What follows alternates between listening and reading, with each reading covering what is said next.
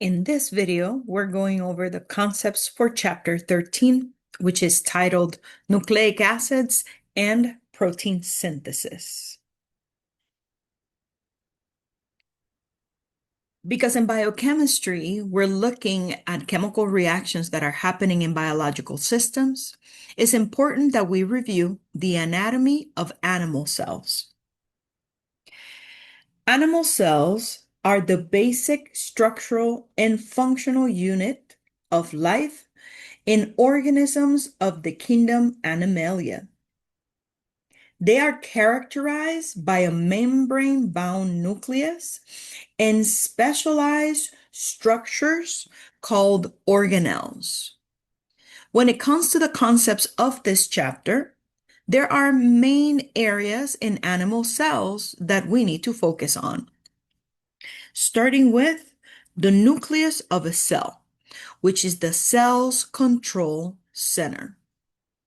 Additionally, we will be looking at what happens in the cytoplasm, which is a jelly-like fluid between cell membrane and the nucleus. This is where all the organelles are found. We will be looking at the ribosome, which in the ribosome is composed of tiny protein-producing factories. Proteins are the chemical messages that run the cell. In the next chapter, we will be looking at the cell membrane, which is made up out of a double layer fatty material, and it allows some materials to pass into and out of the cell. And since we're talking in this chapter about nucleic acids, in this image, we have one of the two nucleic acids that exist in cells, which is called DNA. And as you can see, DNA contains the coded information that passes on every single inherited characteristic. As I just mentioned, the transfer of genetic information to new cells is accomplished by means of biomolecules, which we know as nucleic acids. I just introduced the nucleic acid that is called deoxyribonucleic acid, and its shorthand or acronym is DNA. DNA is the nucleic acid that is found primarily in the nucleus of cells. In addition, another nucleic acid exists in cells that is known as ribonucleic acid. By shorthand, we call it RNA. This nucleic acid is found mainly in the cytoplasm of cells. Both DNA and RNA control the inherited characteristics of individuals in the new generation, and it determines the life processes that occurs in biological systems.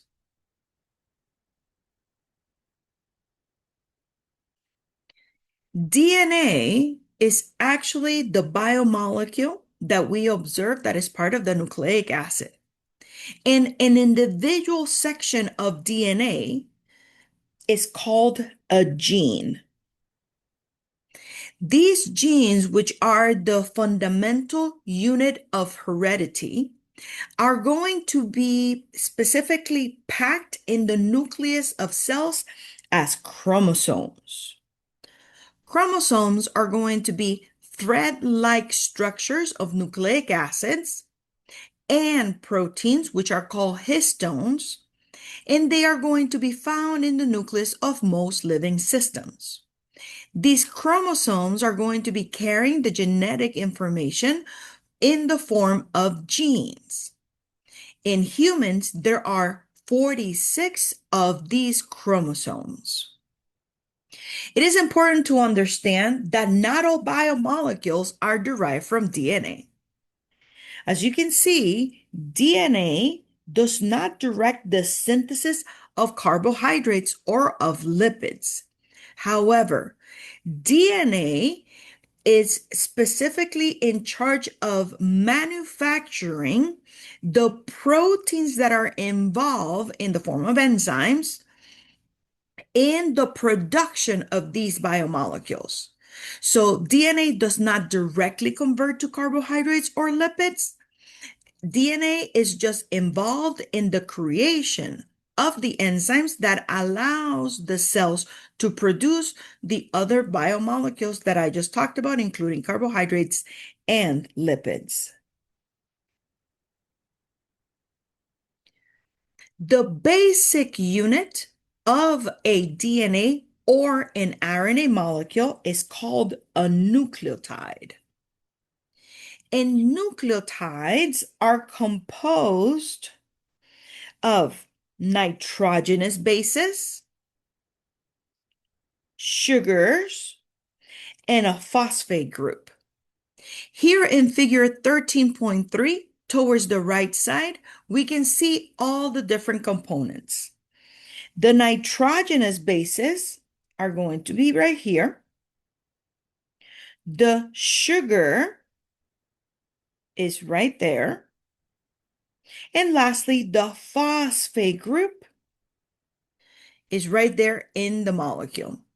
We can actually observe specifically another diagram putting together the three main components of a nucleotide. Let's now look at those components one by one, starting with nitrogenous bases. The nitrogenous bases, when we look at them from the point of view of functional groups, they're going to be heterocyclic amines. And we have two different types of heterocyclic amine structures.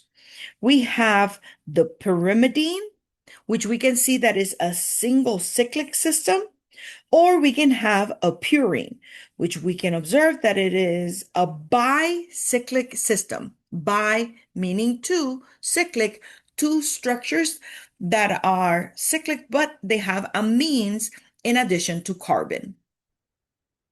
When it comes to the different nitrogenous bases that exist, in the case of pyrimidines, we're going to have the nitrogenous base uracil. And uracil is only found in RNA. Nitrogenous bases also have a one-letter code. And in the case of uracil, it's going to be symbolized by the letter U. Another pyrimidine is going to be thymine. And thymine is only found in DNA. Its one-letter code is going to be the letter T. Next, in the pyrimidine family, we have cytosine. Cytosine has the letter C as a one-letter code. And understand that cytosine is present in both RNA and DNA. Let's now move on to the purines. When it comes to the purines, the first purine that we have is adenine. And when it comes to adenine, the single letter code is the letter A. And similar to cytosine, adenine is also found in both DNA and RNA. Lastly, we have guanine. And when it comes to guanine, the one-letter code is the letter G and is also found on both RNA and DNA.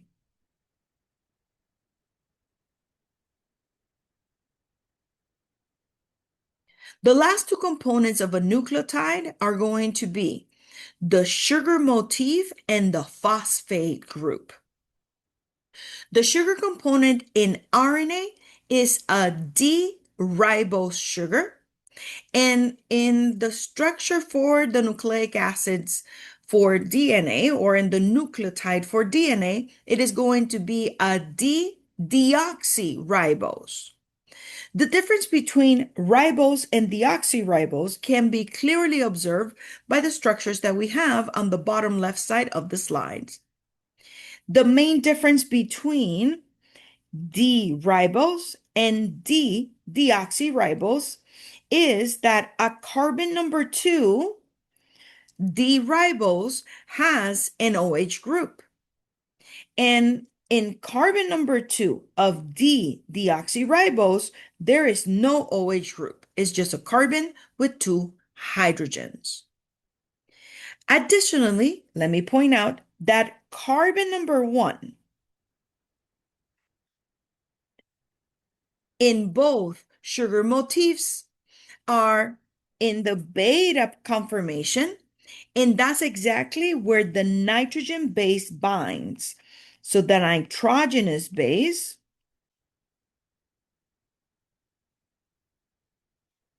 binds to carbon number 1. Let me just copy the term.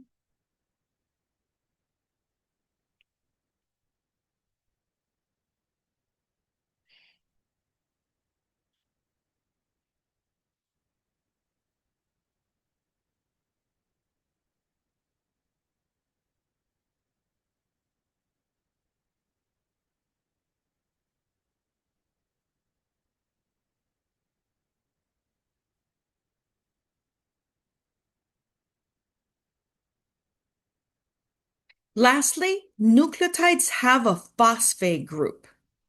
And this phosphate group is derived from phosphoric acid. Nucleotides can have 1, 2, or 3 phosphates, and specifically, the phosphate group binds to the sugar motif at the OH on carbon number 5. So let me just write that.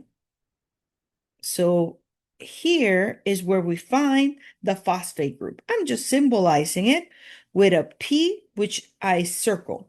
But understand that that phosphate group is that functional group that is found in biochemistry that we see on the right side of the slide.